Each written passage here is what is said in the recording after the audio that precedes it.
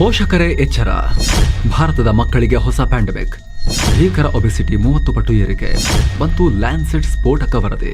ನಮಸ್ಕಾರ ಸ್ನೇಹಿತರೆ, mastmaga.comಗೆ ಸ್ವಾಗತ. ನಾನು ಅಮರ್ ಪ್ರಸಾದ್. ಸ್ನೇಹಿತರೆ, ಮಕ್ಕಳು ಅಂದ್ರೆ ಎಲ್ರಿಗೂ ಅಕ್ಕರೆ, ಆದ್ರೆ ಆ ಪ್ರೀತಿಯೇ ಆ ಅಕ್ಕರೆಯ ವಿಷವಾದಾಗ ಎಸ್, ದಿ ಲ್ಯಾನ್ಸೆಟ್ ಪತ್ರಿಕೆ ಇಂಥ ಒಂದು ಆಘಾತಕಾರಿ ಸುದ್ದಿಯನ್ನು ಹೊರಹಾಕಿದೆ. ಭಾರತದ ಮಕ್ಕಳಿಗೆ ಸೈಲೆಂಟ್ ಪ್ಯಾಂಡಮಿಕ್ ಆವರಿಸ್ಕೊಳ್ತಾ ಇದೆ. 1.2 ಕೋಟಿ ಮಕ್ಕಳಲ್ಲಿ ಎಳೆ ವಯಸ್ಸಲ್ಲೇ ಒಬೆಸಿಟಿ ಅಥವಾ ಬೊಜ್ಜು ಕಾಣಿಸ್ಕೊಳ್ತಾ ಇದೆ. 1990ರಲ್ಲಿ ಈ ಸಂಖ್ಯೆ 4 ಲಕ್ಷ ಇತ್ತು, ಆದರೆ ಈಗ 30 ಪಟ್ಟು ಹೆಚ್ಚಾಗಿದೆ. ಇದಕ್ಕೆ ಕಾರಣ ಮಕ್ಕಳ ಈಟಿಂಗ್ ಹ್ಯಾಬಿಟ್ಸ್, ತಿನ್ನುವ ಪದ್ಧತಿ. ಪ್ರೀತಿಯ ಪೋಷಕರು ಪ್ರೀತಿಯ ಮಕ್ಕಳಿಗೆ ಬಾಯಿಗೆ ತುಂಬುತ್ತಾ ಇರುವಂತಹ junk food, chips, sweet, ice cream, ಆಮೇಲೆ ನಾನಾ ರೀತಿಯ ಬರ್ಗರ್ಗಳು, ಪಿಜ್ಜಾಗಳು, ಅವುಗಳಲ್ಲಿರೋ ಇಂಗ್ರೀಡಿಯೆಂಟ್ಸ್ ಮತ್ತು ಅವುಗಳಿಗೆ ಮಕ್ಕಳ ಅಡಿಕ್ಷನ್, ಹೆಲ್ದಿ ಆಹಾರದ ಬಗ್ಗೆ ಮಕ್ಕಳಿಗಿರೋ ತಿರಸ್ಕಾರ, ಈ ಎಲ್ಲವೂ ಸೇರಿ ಭಯಾನಕ ಪರಿಸ್ಥಿತಿಯನ್ನು ಭಾರತದ ಮಕ್ಕಳಲ್ಲಿ ಉಂಟು ಮಾಡ್ತಾ ಇದೆ. ಒಬೆಸಿಟಿ ದಿಢೀರ್ ಏರಿಕೆ, 10ರಲ್ಲಿ 7 ಮಕ್ಕಳು ಅಪಾಯದಲ್ಲಿ. ಈ ರೀತಿ ರಿಪೋರ್ಟ್ ಅಂತೂ ದಿನ ಬರ್ತಾ ಇರುತ್ತೆ. ಇದನ್ನ ಯಾಕೆ ಸೀರಿಯಸ್ ಆಗಿ ತಗೋಬೇಕು ಅಂತ ನೀವು ಕೇಳ್ತಾ ಇದ್ರೆ ಪೂರ್ತಿ ಇದನ್ನು ನೋಡಿ. ಸ್ನೇಹಿತರೆ, ಆರೋಗ್ಯದ ವಿಚಾರದಲ್ಲಿ ಲ್ಯಾನ್ಸೆಟ್ ಅತ್ಯಂತ ರೆಸ್ಪೆಕ್ಟೆಡ್ ಆರ್ಗನೈಸೇಷನ್ ಆಗುತ್ತೆ. ಮೆಡಿಕಲ್ನಲ್ಲಿ ಯಾವುದೇ ಹೊಸ ಆವಿಷ್ಕಾರ, ಹೊಸ ಮಾಹಿತಿ ಬಂದರೂ ಕೂಡ ಲ್ಯಾನ್ಸೆಟ್ ಜರ್ನಲ್ನಲ್ಲಿ ಪ್ರಕಟ ಮಾಡಲಾಗುತ್ತೆ. ಹೈ ಕ್ವಾಲಿಟಿ ಸಂಶೋಧನಾ ವರದಿಗಳು ಇಲ್ಲಿ ಬರ್ತವೆ. ಉದಾಹರಣೆಗೆ ಕೊರೋನಾ ಟೈಮ್ನಲ್ಲಿ ಕೊರೋನಾ ವೈರಸ್ ವ್ಯಾಕ್ಸಿನ್ ಕುರಿತು ಬಹಳ ಮಹತ್ವದ ಮಾಹಿತಿಗಳು ಲ್ಯಾನ್ಸೆಟ್ನಲ್ಲಿ ಪಬ್ಲಿಷ್ ಆಗಿದ್ವು. ವಿಶ್ವದ ಹಲವಾರು ಸರ್ಕಾರಗಳು ತಮ್ಮ ಹೆಲ್ತ್ ಪಾಲಿಸಿ ರೂಪಿಸುವಾಗ ಲ್ಯಾನ್ಸೆಟ್ ವರದಿಗಳನ್ನು ಕನ್ಸಿಡರ್ ಮಾಡ್ತವೆ. ಹೀಗಾಗಿ ಮೆಡಿಕಲ್ ಲೋಕದಲ್ಲಿ ಈ ಪತ್ರಿಕೆಗೆ ತುಂಬಾ ರೆಸ್ಪೆಕ್ಟ್ ಇದೆ. ಈಗ ಅಂತಹ ಪತ್ರಿಕೆ ಭಾರತದ ಮಕ್ಕಳ, ನಿಮ್ಮ ಮಕ್ಕಳ ಒಬೆಸಿಟಿ ಬಗ್ಗೆ ಹೇಳಿದೆ. ವಿಶ್ವ ಆರೋಗ್ಯ ಸಂಸ್ಥೆ ಮಾನದಂಡಗಳ ಪ್ರಕಾರ ಒಂದು ಮಗು ತನ್ನ ಸಮಾನ ವಯಸ್ಕ ಮಕ್ಕಳಿಗಿಂತ 4 ಪಾಯಿಂಟ್ನಷ್ಟು ಹೆಚ್ಚು BMI ಹೊಂದಿದ್ರೆ ಆ ಮಗುವನ್ನ ಒಬೇಸ್ ಅಂತ ಕನ್ಸಿಡರ್ ಮಾಡಲಾಗುತ್ತೆ. ಇಲ್ಲಿ BMI, ಬಾಡಿ ಮಾಸ್ ಇಂಡೆಕ್ಸ್, ಅಂದ್ರೆ ದೇಹದ ಬೊಜ್ಜನ್ನ ಅಳೆಯುವ ಒಂದು ಸರಳ ಅಂಕಿಅಂಶ. ಒಬ್ಬ ವ್ಯಕ್ತಿಯ ತೂಕವನ್ನ ಹೈಟ್ ನಿಂದ ಭಾಗಿಸಿದಾಗ ಈ BMI ಸಿಗುತ್ತೆ. ಆ ಪ್ರಕಾರ ಉದಾಹರಣೆಗೆ 10 ವರ್ಷದ ಮಕ್ಕಳಲ್ಲಿ ಆವರೇಜ್ BMI 18 kg/m³ ಇತ್ತು. ಒಂದು ಮಗು ಏನಾದರೂ ಅದಕ್ಕಿಂತ 4 ಪಾಯಿಂಟ್ ಅಂದ್ರೆ 22 kg/m³ ಇದ್ರೆ, BMI ಇದ್ರೆ, ಆ ಮಗುವನ್ನ ಒಬೇಸ್ ಅಂತ ಹೇಳಲಾಗುತ್ತೆ. ಈಗ ಈ ರೀತಿಯ ಮಕ್ಕಳ ಸಂಖ್ಯೆ ಹೆಚ್ಚಾಗ್ತಾ ಇದೆ. 2 ದಶಕದಲ್ಲಿ 30 ಪಟ್ಟು ಹೆಚ್ಚಾಗಿದೆ ಅಂತ ಲ್ಯಾನ್ಸೆಟ್ ವರದಿ ಹೇಳಿದೆ. ಆಯ್ತು, ಕೇವಲ ಬೊಜ್ಜು ಬರೋದಷ್ಟೇ ಅಲ್ವಾ, ಮಕ್ಕಳು ಸ್ವಲ್ಪ ದಪ್ಪ ಆಗ್ತಾರೆ, ಗುಂಡು ಗುಂಡಾಗಿ ಎಷ್ಟು ಚಂದ, ಹಿಡ್ಕೊಳಕ್ಕೆ ಎಷ್ಟು ಚಂದ ಆಗುತ್ತೆ ಮಕ್ಕಳನ್ನ ಅಂತ ಅನಿಸಬಹುದು ತುಂಬಾ ಜನಕ್ಕೆ. ಆದ್ರೆ ಸ್ನೇಹಿತರೆ, ಬೊಜ್ಜು, ಅದರಲ್ಲೂ ಮಕ್ಕಳಲ್ಲಿ ಬೊಜ್ಜು ರೋಗಗಳ ಫ್ಯಾಕ್ಟರಿಗೆ ನೇರ ದಾರಿ.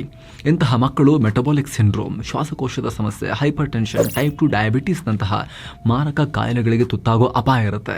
WHO ಪ್ರಕಾರ ಒಬೆಸಿಟಿ ಇರುವ 10 ಮಕ್ಕಳಲ್ಲಿ 7 ಮಕ್ಕಳು ಇಂತಹ ಅಪಾಯಕಾರಿ ರೋಗಗಳಿಗೆ ಒಳಗಾಗ್ತಾರೆ. ಕೆಲವೊಮ್ಮೆ ಇದು ಮಕ್ಕಳ ಪ್ರಾಣಕ್ಕೂ ಸಂಚಕಾರವನ್ನ ಉಂಟು ಮಾಡಬಹುದು.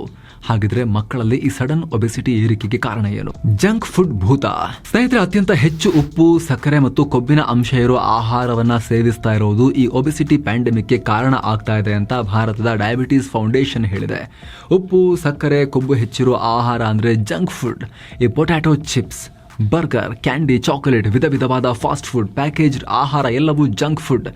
ಯಾವುದೇ ಬ್ರ್ಯಾಂಡೆಡ್ ಕಂಪನಿದಾಗಿದ್ರೂ ಕೂಡ ಅದು ಜಂಕ್ ಫುಡ್. ಮನುಷ್ಯ ಹೆಲ್ದಿ ಆಗಿರಬೇಕು, ಚೆನ್ನಾಗಿರಬೇಕು ಅಂದರೆ ಏನು ಬೇಕು? Proteins, vitamins, minerals. ಆದರೆ ಈ ಜಂಕ್ ಫುಡ್ಗಳಲ್ಲಿ ಈ ನ್ಯೂಟ್ರಿಯೆಂಟ್ಗಳೇ ಇರೋದಿಲ್ಲ. ಕೇವಲ ಶುಗರ್, ಫ್ಯಾಟ್, ಈ ರೀತಿ ಕ್ಯಾಲೋರಿ ಹೆಚ್ಚು ಮಾಡುವಂಥ ಇಂಗ್ರೀಡಿಯೆಂಟ್ಸ್ ಇರುತ್ತೆ. ಹಾಗಂತ ಶುಗರ್, ಫ್ಯಾಟ್ ಬೇಡ ಅಂತಲ್ಲ, ಅವು ಕೂಡ ಬೇಕು, ಆದರೆ ಪ್ರಮಾಣ ತುಂಬ ಕಮ್ಮಿ ಇರಬೇಕು. ಆದರೆ ಜಂಕ್ ಫುಡ್ಗಳಲ್ಲಿ 70ರಿಂದ 80% ಕೇವಲ ಶುಗರ್, ಫ್ಯಾಟ್ ಇರುತ್ತೆ. ಸ್ನೇಹಿತರೆ, ಇತ್ತೀಚಿನ ದಿನಗಳಲ್ಲಿ ಮಕ್ಕಳಿಗೆ ಗಾಳಿ ತುಂಬಿರೋ ಪ್ಯಾಕೆಟಲ್ಲಿ ಸ್ವಲ್ಪ ಚಿಪ್ಸ್ ಇರುತ್ತಲ್ಲ, ನಾವು ಬ್ರ್ಯಾಂಡ್ ಹೆಸರು ಯಾವುದೂ ಹೇಳೋಕೆ ಹೋಗಲ್ಲ. ಇಷ್ಟು ದೊಡ್ಡ ಪ್ಯಾಕೆಟ್ ಇರುತ್ತೆ, ಬರೀ ಗಾಳಿ ಇರುತ್ತೆ, ಅಲ್ಲಾಡಿಸಿದಾಗ ಕರಕರ ಅನ್ನತ್ತೆ, ಕೆಳಗಡೆ ಚೂರು ಚಿಪ್ಸ್ ಇರುತ್ತೆ. ಅಂತಹ ಚಿಪ್ಸ್ಗಳಲ್ಲಿ 75 ಗ್ರಾಮ್ ಪ್ಯಾಕೆಟಲ್ಲಿ 400-500 ಕ್ಯಾಲೋರೀಸ್ ಇರುತ್ತೆ. ದಿನಕ್ಕೆ ಒಬ್ಬ ಹೆಲ್ದಿ ಅಡಲ್ಟ್ಗೆ, ಆಫೀಸಲ್ಲಿ ಕೆಲಸ ಮಾಡಿ ವಾಪಸ್ ಮನೆ, ಕಂಪ್ಯೂಟರ್ ಮುಂದೆ ಕೆಲಸ ಮಾಡಿ ವಾಪಸ್ ಮನೆಗೆ ಬರೋ ವ್ಯಕ್ತಿಗೆ ಒಂದು ದಿನಕ್ಕೆ ಬೇಕಾಗಿರೋ ಕ್ಯಾಲೋರೀಸ್ ಎಷ್ಟು ಗೊತ್ತಾ? ಬೇಸಿಕ್ ಒಂದು ಅರ್ಧ ಗಂಟೆ ವಾಕ್ ಮಾಡ್ತಾನೆ, ಕಮ್ಮಿ ಆತನಿಗೆ ದೈಹಿಕವಾಗಿ ಸ್ಟ್ರೈನ್ ಇದೆ, ಶ್ರಮದ ಕೆಲಸ ಅಲ್ಲ ಅನ್ನೋನಿಗೆ 1800ರಿಂದ 2000 ಕ್ಯಾಲೋರಿ ಬೇಕು ಅಷ್ಟೇ ಇಡೀ ದಿನದಲ್ಲಿ. ಸ್ವಲ್ಪ ದೈಹಿಕ ಶ್ರಮದ ಕೆಲಸ ಮಾಡ್ತಾರೆ ಅಂತ ಹೇಳಿದ್ರೆ ಇನ್ನೊಂದು 500 ಕ್ಯಾಲೋರಿ ಎಕ್ಸ್ಟ್ರಾ, 2500 ಕ್ಯಾಲೋರಿ ಬೇಕು ಅಷ್ಟೇ. ದಿನ ಇಡೀ ಹೊರೋದು, ತುಂಬ ದೈಹಿಕ ಶ್ರಮದ ಕೆಲಸ, ನಿರ್ಮಾಣ ಕಾಮಗಾರಿಗಳಲ್ಲಿ ಕೆಲಸ ಮಾಡೋ ಕಾರ್ಮಿಕರು, ಮಾರ್ನಿಂಗ್ ಟು ಈವ್ನಿಂಗ್ ತುಂಬ ದೈಹಿಕ ಶ್ರಮದ ಕೆಲಸ ಇದೆ, 3000 ಕ್ಯಾಲೋರೀಸ್. ಆದರೆ ಬಹುತೇಕರಿಗೆ ನಮಗೆ ಆ ರೀತಿ ದೈಹಿಕ ಶ್ರಮದ ಕೆಲಸ ಬಿಟ್ಟು ಕಂಪ್ಯೂಟರ್ ಮುಂದೆ ಕೆಲಸ ಮಾಡೋರು, ಡ್ರೈವಿಂಗ್ ಕೆಲಸ ಮಾಡೋರು, ಒಂದು ಕಡೆ ಕೂತ್ಕೊಂಡು ಕೆಲಸ ಮಾಡೋರು, ಅಥವಾ ಸಣ್ಣ ಪುಟ್ಟ ಕೈ ಕರಕುಶಲ ಕೆಲಸಗಳನ್ನು ಮಾಡೋರು, ಅವರಿಗೆಲ್ಲ 2000 ಕ್ಯಾಲೋರಿ ಆಸುಪಾಸಲ್ಲಿ ಸಾಕಾಗ್ಬಿಡುತ್ತೆ ಇಡೀ ದಿನಕ್ಕೆ. ಆದರೆ ನಾವು ನಮ್ಮ ಮಕ್ಕಳ ಹೊಟ್ಟೆಗೆ ತುಂಬ್ತಾ ಇರುವಂತಹ ಈ ಕೊರ ಕೊರ ಅಂತ ಶಬ್ದ ಮಾಡುವ ಈ ದೊಡ್ಡ ಪ್ಯಾಕೆಟು ಗಾಳಿ ತುಂಬಿ ಕೆಳಗಡೆ ಸ್ವಲ್ಪ ಇರುತ್ತಲ್ಲ ಆ ಚಿಪ್ಸ್ಗಳು, ಅಥವಾ ಕರ ಕುರು ಅನ್ನುವಂತಹ ಜಂಕ್, ಅದರಲ್ಲಿ 75-100 ಗ್ರಾಮಲ್ಲಿ 500 ಕ್ಯಾಲೋರಿ 600 ಕ್ಯಾಲೋರಿ ತನಕ ಇರುತ್ತೆ ಬರೀ ಒಂದು ಪ್ಯಾಕೆಟ್ನಲ್ಲಿ. ಆ ರೀತಿ ಮಕ್ಕಳು ಎಷ್ಟು ತಿಂತಾ ಇದ್ದಾರೆ. ನಾವು ಕಣ್ಣಾರೆ ಕಂಡಿರೋ ಎಕ್ಸಾಂಪಲ್, ಅವರಮ್ಮ ಪಾಪ ಮನೆಗೆ ಕೂಲಿ ಮಾಡಿ ಕೆಲಸ ಮಾಡ್ತಿರುವಂಥ ಒಬ್ಬ ಲೇಡಿ, ಅವರಿಗೆ ಇಡೀ ತಿಂಗಳು ದುಡಿದ್ರೆ, ಅವರೊಂದು 5-6 ಸಾವಿರ ದುಡಿದ್ರೆ ನಮಗೂ 2-3 ಮನೆ ಕೆಲಸ ಮಾಡಿ ಪಾರ್ಟ್ ಟೈಮ್ ಅದೇ ಹೆಚ್ಚು ಅವರಿಗೆ ಮಕ್ಕಳಿಗೆ ದಿನಕ್ಕೆ ಒಂದು 50 ರೂಪಾಯಿ 70 ರೂಪಾಯಿ 80 ರೂಪಾಯಿದು ಈ ಚಿಪ್ಸ್ ಬೇಕೇ ಬೇಕು, ಊಟನೇ ಮಾಡೋದಿಲ್ಲ ಅಂತ. ಇಲ್ಲಾಂದರೆ ಕೇಳೋದೇ ಇಲ್ಲ, ಕೊಡಲೇಬೇಕು ರೀ ಅಂತ ಅವ್ರು ಹೇಳ್ತಾರೆ. ಆ ಪರಿಸ್ಥಿತಿ ಇದೆ, ಅಡಿಕ್ಷನ್ ಆಗಿ ಹೋಗಿದೆ. ಅದರ ಪರಿಣಾಮ ಏನಾಗಿದೆ? ಅದರ ಪರಿಣಾಮ ಅವ್ರ ಮಕ್ಕಳು ಅತ್ಯಂತ ಗಂಭೀರ ಮಾಲ್ನ್ಯೂಟ್ರಿಷನ್ ಸಮಸ್ಯೆಯಿಂದ ಬಳಲ್ತಾ ಇದ್ದಾರೆ. ಆರೋಗ್ಯ ಪೂರ್ತಿ ಹಾಳಾಗಿ ಹೋಗಿದೆ ಮಕ್ಕಳದು. ಇನ್ನು ಕೆಲವರು ಆರ್ಥಿಕವಾಗಿ ಗಟ್ಟಿಮುಟ್ಟಿರೋರು, ನಾನು ದುಡಿತಿರೋದೇನಕ್ಕೆ, ಚೆನ್ನಾಗಿದ್ದೀನಿ ತಾನೆ, ಮಗ ಕೇಳಿದ್ ಕೊಡಿಸು, ಮಗಳು ಕೇಳಿದ್ ಕೊಡಿಸು ಅಂತ ಅವರ ತಾತ್ಕಾಲಿಕ ಖುಷಿಯನ್ನು ನೋಡಿ. ಅವ್ರಿಗೇನು ಗೊತ್ತಿರುತ್ತೆ ಪಾಪ ಮಕ್ಕಳಿಗೆ? ಜ್ಞಾನ ಇರುತ್ತಾ? ಸೈನ್ಸ್ ಗೊತ್ತಿರುತ್ತೆ? ಅವ್ರಿಗೇನು ಭವಿಷ್ಯದ ಬಗ್ಗೆ ಗೊತ್ತಿರುತ್ತೆ? ಆರೋಗ್ಯದ ಬಗ್ಗೆ ಗೊತ್ತಿರುತ್ತೆ? ಅವ್ರು ಕೇಳ್ತಾರೆ. ಅರಿವು ಮೂಡಿಸ್ಬೇಕಾಗಿರೋದು ಯಾರು? ಪೇರೆಂಟ್ಸ್. ಇವರೇ ಸೋಫಾದ ಮೇಲೆ ಕೂತ್ಕೊಂಡು ಟಿ ವಿ ನೋಡಿಕೊಂಡು ಕರ ಅಂತ ಒಳ್ಳೆ ಮಿಲ್ಲಲ್ಲಿ ಸೌಂಡ್ ಮಾಡ್ಕೊಂಡು ತಿಂತಾ ಇದ್ರೆ ಮಕ್ಕಳು ಅದನ್ನೇ ಕಲಿತಾರೆ. ಇಲ್ಲ, ನಾನು ಹೆಲ್ದಿ ಆಗಿರ್ತೀನಿ, ನಾನು ತಿಂತಿಲ್ಲಪ್ಪ, ಮಕ್ಕಳು ಈ ವಯಸ್ಸಲ್ಲಿ ತಿಂದ ಇನ್ಯಾವಾಗ ತಿನ್ನೋದ್ರಿ, ಮಕ್ಕಳಿಗೆ ಕೊಡ್ಬೇಕ್ರಿ ಅಂತ ಕೆಲವರು ಹೇಳ್ತಾರೆ. ಅದು ಕೂಡ ತಪ್ಪು. ತುಂಬ ಜನ ಅನ್ಕೋಬೋದು ಮಕ್ಕಳು ಏನು ಬೇಕಾದರೂ ತಿನ್ಬೋದು ಚಿಕ್ಕ ವಯಸ್ಸಲ್ಲಿ ಅಂತ. ನೀವು ಚಿಕ್ಕ ವಯಸ್ಸಲ್ಲಿ ಇರ್ತಾ ತಿಂತಾ ಇದ್ರಾ? ಈಗ ಪೇರೆಂಟ್ಸ್ ಆಗಿರೋರು, ನೀವು ಚಿಕ್ಕ ವಯಸ್ಸಲ್ಲಿ ಇರ್ತಾ ನಿಮಗೆ ಈ ರೀತಿಯ ವಸ್ತುಗಳು ಆಕ್ಸೆಸ್ಸೇ ಇರಲಿಲ್ಲ, ಹೆಚ್ಚಿನವರಿಗೆ ಲಭ್ಯನೇ ಇರಲಿಲ್ಲ. ಈ ಥರದ್ದು ಅಪರೂಪಕ್ಕೆ ಇಂತಹ ತಿಂಡಿಗಳನ್ನ ತಿನ್ನೋ ಪರಿಸ್ಥಿತಿ ಇತ್ತು. ಹಾಗಾಗಿ ಮಕ್ಕಳಿಗೆ ದಯವಿಟ್ಟು ಕೊಡಬೇಡಿ ಸ್ನೇಹಿತರೆ. ಇವುಗಳನ್ನ ಕೊಟ್ಟರು ಕೂಡ ಅಪರೂಪಕ್ಕೆ ವಾರಕ್ಕೊಂದ್ಸಲಿ ಒಂಚೂರು ಸುಮ್ಮನೆ ಮಕ್ಕಳಿಗೆ ರುಚಿಗೆ ಕೊಡಿ. ರುಚಿ ತಾಗಿದ್ರೆ ಡೆಫಿನೆಟ್ಲಿ ಆಮೇಲೆ ಅವರು ಅದನ್ನು ಬಿಡೋದಿಲ್ಲ. ನೀವು ರುಚಿ ತಾಗಿಸಿಲ್ಲ ಅಂದರೂ ಅವರು ಸ್ಕೂಲಲ್ಲಿ, ನರ್ಸರಿಗಳಲ್ಲಿ, ಅಂಗನವಾಡಿಗಳಲ್ಲಿ ಎಲ್ಲರೂ ಹೋಗಿ ಅದನ್ನು ಕಲ್ತ್ಕೊಂಡು ಬಂದು ನಿಮ್ಮ ಹತ್ರ ಹಠ ಮಾಡೇ ಮಾಡ್ತಾರೆ. ಅವ್ರಿಗೆ ಅರಿವು ಮೂಡಿಸಿ, ಸ್ವಲ್ಪ ಗದರಿದ್ರೂ ಪರವಾಗಿಲ್ಲ, ಪ್ರೀತಿಯಿಂದ ಹೇಳಿದ್ರೂ ಪರವಾಗಿಲ್ಲ, ಅರಿವು ಮೂಡಿಸಿದ್ರೂ ಪರವಾಗಿಲ್ಲ. ಬುದ್ಧಿ ಬರ್ತಾ ಅರ್ಥ ಮಾಡ್ಕೊಳ್ತಾರೆ. ರಿಸ್ಟ್ರಿಕ್ಷನ್ ಹಾಕಿ ಈ ವಿಚಾರದಲ್ಲಿ. ಅದರ ಬದಲು ಮನೆಯಲ್ಲೇ ಮಾಡಿದ ಹೆಲ್ದಿ ಆಹಾರಗಳನ್ನು ನೀವು ಇಂಟರ್ನೆಟ್ನಲ್ಲಿ ಹುಡುಕಿದ್ರೆ ತುಂಬ ಆಪ್ಷನ್ ಸಿಗುತ್ತೆ, ಯೂಟ್ಯೂಬ್ನಲ್ಲಿ ಹುಡುಕಿದ್ರೆ ತುಂಬ ಆಪ್ಷನ್ ಸಿಗುತ್ತೆ. ಡ್ರೈ ಫ್ರೂಟ್ಸ್ ಬಳಸಿ ಮನೆಯಲ್ಲೇ ಇರೋ ಇಂಗ್ರೀಡಿಯೆಂಟ್ಸನ್ನು ನ್ಯಾಚುರಲ್ ಆಗಿ, ಆರ್ಗ್ಯಾನಿಕ್ ಆಗಿ ಹೇಗೆ ಮಾಡೋದು ಅದು ನಿಮಗೂ ಕೂಡ ಐಡಿಯಾ ಇದ್ದೇ ಇರುತ್ತೆ. ಅಂತಹ ತಿಂಡಿಗಳನ್ನು ಮಾತ್ರ ಕೊಡಿ ಮಕ್ಕಳಿಗೆ. ಇನ್ನು ಸಾಫ್ಟ್ ಡ್ರಿಂಕ್ಸ್ ಕೂಡ ಮಕ್ಕಳಲ್ಲಿ ದೊಡ್ಡ ಪ್ಯಾಂಡಮಿಕ್ ಆಗ್ತಾ ಇದೆ. Centre for science and environment 2017ರಲ್ಲಿ ಸುಮಾರು 300 ಶಾಲೆಗಳಲ್ಲಿ 13,000 ಮಕ್ಕಳ ಮೇಲೊಂದು ಸ್ಟಡಿ ಮಾಡಿತ್ತು. ಅದರಲ್ಲಿ ಭಾರತದ ನಗರಗಳಲ್ಲಿ 68% ಮಕ್ಕಳು ವಾರಕ್ಕೆ ಒಂದಕ್ಕಿಂತ ಹೆಚ್ಚು ಬಾರಿ ಶುಗರ್ ಭರಿತ ಬೆವರೇಜ್ಗಳನ್ನು ಕುಡಿತಾರೆ. ಈ ಬೆವರೇಜಸ್ ಯಾವುದು ಅಂತ ನಿಮಗೆ ಚೆನ್ನಾಗಿ ಗೊತ್ತು. ನಾವು ಯಾವ ಬ್ರ್ಯಾಂಡ್ನ ಹೆಸರನ್ನ ಕೂಡ ತಗೊಳ್ಳೋದಿಲ್ಲ.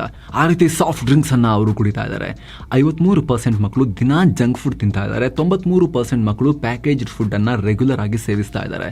56% ಮಕ್ಕಳು ಚಾಕ್ಲೇಟ್, ಐಸ್ ಕ್ರೀಮ್ನಂಥ ಅತ್ಯಂತ ಸಕ್ಕರೆ ಭರಿತ ವಸ್ತುಗಳನ್ನು ವಾರಕ್ಕೆ 2ಕ್ಕಿಂತ ಹೆಚ್ಚು ಬಾರಿ ಸೇವಿಸ್ತಾ ಇದ್ದಾರೆ. ಇನ್ನು 27% ಸ್ಕೂಲ್ ಮಕ್ಕಳು ಬರ್ಗರ್, ಪಿಜ್ಜಾದಂತಹ ಫಾಸ್ಟ್ ಫುಡ್ಗಳಿಗೆ ಅಡಿಕ್ಟ್ ಆಗ್ತಿದ್ದಾರೆ ಅನ್ನೋ ಆತಂಕಕಾರಿ ಮಾಹಿತಿ ಹೊರಬಿದ್ದಿದೆ. ಇದರ ಪರಿಣಾಮ ಭಾರತದಲ್ಲಿ ಒಬೇಸ್ ಮಕ್ಕಳ ಸಂಖ್ಯೆ 1.4 ಕೋಟಿಗೆ ರೀಚ್ ಆಗಿದೆ. ಇನ್ನು ಸ್ವಲ್ಪ ದಿನ ಬಿಟ್ಟರೆ ಚೀನಾವನ್ನು ಕೂಡ ನಾವು ಓವರ್ಟೇಕ್ ಮಾಡ್ತೀವಿ ಈ ವಿಚಾರದಲ್ಲಿ ಅನ್ನೋ ಆತಂಕ ಆ ರಿಪೋರ್ಟ್ನಲ್ಲಿ ವ್ಯಕ್ತಪಡಿಸಲಾಗಿತ್ತು. ದಾರಿ ತಪ್ಪಿಸ್ತಿರೋ ಜಾಹೀರಾತುಗಳು. ಮಕ್ಕಳಲ್ಲಿ ಈ ಜಂಕ್ ಫುಡ್ ತಿನ್ನೋ ಕಲ್ಚರ್ ಹೆಚ್ಚಾಗೋಕೆ ಕಾರಣ ದೊಡ್ಡ ಪ್ರಮಾಣದಲ್ಲಿ ಈ ಜಾಹೀರಾತುಗಳು. ಮಕ್ಕಳು ಹೈಲಿ ಇಂಪ್ರೆಷನಬಲ್ ಆಡಿಯನ್ಸ್, ಅಂದ್ರೆ ಅತ್ಯಂತ ಸುಲಭವಾಗಿ ಇಂಪ್ರೆಷನ್ಗೆ, ಪ್ರಭಾವಕ್ಕೆ ಒಳಗಾಗಬಲ್ಲ ವೀಕ್ಷಕ ವರ್ಗ. ಅದನ್ನ ಮಾರ್ಕೆಟಿಂಗ್ ಕಂಪನಿಗಳು ಚೆನ್ನಾಗಿ ಬಳಸ್ಕೊಳ್ತಾ ಇವೆ. Nutrition advocacy in public interest ಅನ್ನೋ ಸಂಸ್ಥೆಯ ರಿಪೋರ್ಟ್ ಪ್ರಕಾರ ಭಾರತದಲ್ಲಿ ತಿಂಗಳಿಗೆ 2 ಲಕ್ಷ HFSS ಅಂದರೆ ಈ ಜಂಕ್ ಫುಡ್ ಸಂಬಂಧಿತ ಆ್ಯಡ್ಗಳು ಪ್ರಸಾರ ಆಗ್ತಿವೆ. ಸೊ ನಮ್ಮ ಸೋ ಕಾಲ್ಡ್ ಸೆಲೆಬ್ರಿಟಿಗಳು ಕೂಡ ಏನು ಕಮ್ಮಿ ಕಾಂಟ್ರಿಬ್ಯೂಷನ್ ಕೊಡ್ತಾ ಇಲ್ಲ. ಡರ್ಕೆ ಆಗೆ ಅಂತ ಹೇಳಿ ಮಕ್ಕಳಿಗೆ ವಿಷ ಉಣಿಸ್ತಾ ಇದ್ದಾರೆ. 2006ರ ಫುಡ್ ಸೇಫ್ಟಿ ಆಕ್ಟ್ ಪ್ರಕಾರ ಇಂಥ ಅಡ್ಡದಾರಿಗಿಳಿಯೋ ಜಾಹೀರಾತುಗಳಿಗೆ ನಿರ್ಬಂಧ ಇದೆಯಾದರೂ ಕೂಡ ಅದನ್ನು ಯಾರೂ ಫಾಲೋ ಮಾಡ್ತಾ ಇಲ್ಲ. ಬೇರೆ ದೇಶಗಳಲ್ಲಿ ಸಂಬಂಧ ಕಟ್ಟುನಿಟ್ಟಿನ ನಿಯಮಗಳಿವೆ. ಬ್ರೆಜಿಲ್ನಲ್ಲಿ ಮಕ್ಕಳನ್ನ ಪುಸಲಾಯಿಸಿ ಯಾವುದಾದ್ರೂ ಪ್ರಾಡಕ್ಟ್ ಅಥವಾ ಸರ್ವಿಸ್ ತಗೊಳ್ಳಿ ಅಂತ ಹೇಳೋ ಯಾವುದೇ ಜಾಹೀರಾತನ್ನ ಕೊಡೋ ಹಾಗೇನೇ ಇಲ್ಲ.